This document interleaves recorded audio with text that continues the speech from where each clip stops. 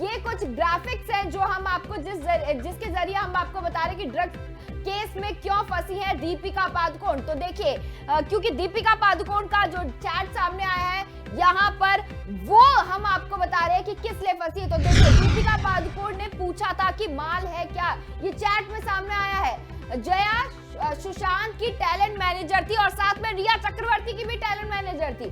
तो जिस तरीके से जया शाह का सुशांत की लाइफ में आना, रिया की लाइफ में आना, तो साफ तौर पर जाहिर करता है कि वो कहीं ना कहीं ड्रग सप्लायर के तौर पर काम करने के लिए आई थी। तो जया शाह से एनसीबी की पूछताछ लगातार जारी है। जया शाह की मैनेजर करिश्मा से भी दीपिका पादुकोण की ड्रग चैट सामने आई है। तो ये चैट जो सामने आई उसके बाद 2017 की चैट है, हम आपको बता दें, और 2017 की चैट है, लेकिन जो नंबर है वो डी नाम से सेव था। लेकिन जब इस नंबर की जांच होती है तो उसमें साफ तौर पर पता चलता है कि दीपिका पादुकोण का पर्सनल नंबर है, यानी ये उनके कोई पीआर का नंबर नहीं है, ये कोई उनके मैनेजर का नंबर नहीं है, बल्कि दीपिका इसको खुद अपने उनका पर्सनल नंबर है और उसको वो खुद ही मैनेज करती है। तो इस तरीके से ये चैट सामने आना साफ तौर पर जाहिर है कि ना सिर्फ दीपिका बल्कि इतने बड़े जिन स्टारों का अभी तक नाम सामने नहीं आया है वो भी जया शाह के संपर्क में थे। और जया शाह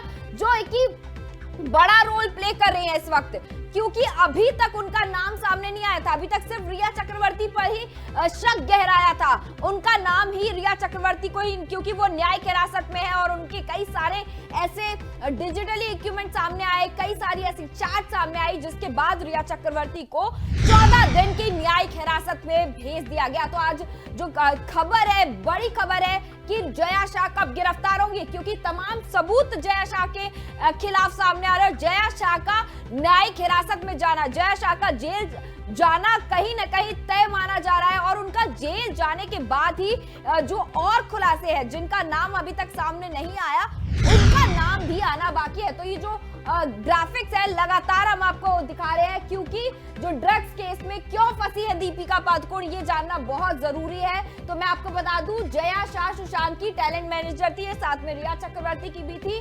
और उन्होंने जब एनसीबी ने उनसे पूछताछ की, जब एनसीबी उनसे पूछताछ करती है तब उनकी कई सारी ऐसी चैट, कई ऐसी बातें सामने आती हैं जिसमें दीपिका पादुकोण का नाम सामने आता है। और दीपिका पादुकोण का नाम इसलिए सामने आता है क्योंकि करिश्मा जो है, करिश्मा, क्योंकि दो यहाँ पे कोड वर्ड होते हैं जिनको डिकोड किया जाता है एनसीबी के द्वारा।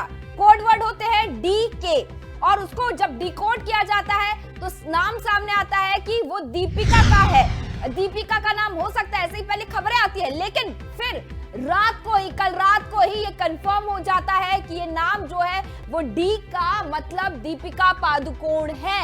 लेकिन ये चैट जो है वो सामने आती है, वो हम आपको दिखा रहे हैं एनसीबी में कैसे फंसी अभिनेत्रियां। तो आप देखिए डी से, जिस कोड वर्ड की हम बात कर रहे हैं डी, वहां पे दीपिका होता है, एन का मतलब होता है नम्रता सिरोडकर। तो आप देखिए इनका नाम सामने आता है, नम्रता का नाम सामने आता है, ये भी जानी मानी अभिनेत्री है। फिर एस से जो कोड वर्ड आता है वो श्रद्धा कपूर का आता है।